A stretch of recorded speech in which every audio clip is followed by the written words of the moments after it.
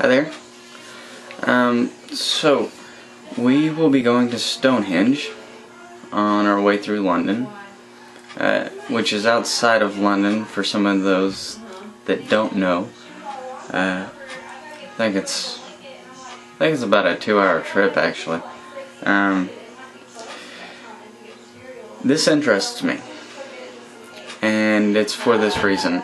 I believe the fact that Stonehenge was like one of the greatest engineering projects of that age. I find it fairly keen. I'm an electrical engineering student myself, so most things engineering interest me. Few facts about Stonehenge that I also found interesting is each of the stones are made of sarsen stone, and they weigh about 45 tons. Pretty big stone. Sarsen stone is as dense as granite, so what shaping they did to it was pretty tough, tedious, time-consuming, as well as moving the stone, because the stone was located about 25 miles to the north, or the nearest source of it at least. A place called Marlborough Downs. I hope I'm pronouncing that right. And a lot of people, when they came across this stone circle, were fairly interested in why someone would do that. Because obviously there wasn't the wheel system yet, or axles, or steering, so that kind of made things interesting. A lot of people noticed first that the stones lined up with star constellations, and while this is true, there is a guy named Parker Pearson. I believe he's a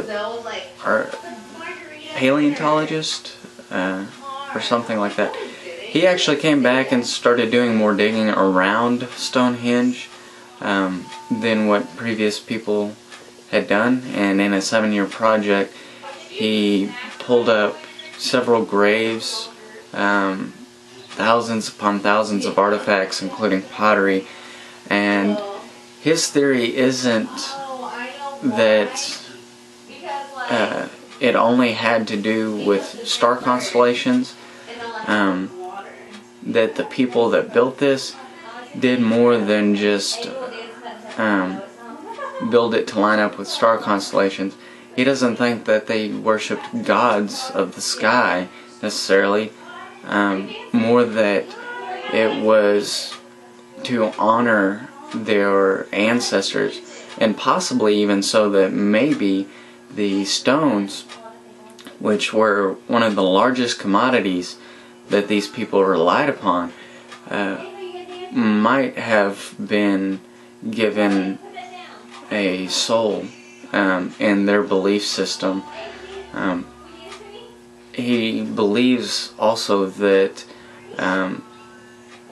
thousands of people from the surrounding area came to Stonehenge yearly, not only to celebrate life and pay homage to the dead, but to also get together, young men and young women, in something like a wedding ceremony, and throughout this long celebration they would reproduce, kind of as a keeping in cycle with nature. This was a culture that was reliant upon farming, so this would make sense. If anybody is interested as I am in this, you can take a look at the documentary that I watched called Decoding Stonehenge, and that is by National Geographic. You can probably find it online somewhere. I'm going to be looking here fairly soon at some links, possibly to put on the blog for y'all to click on and go read about. It's just if y'all are interested. I appreciate y'all's time, and I'll be looking forward to seeing all of you.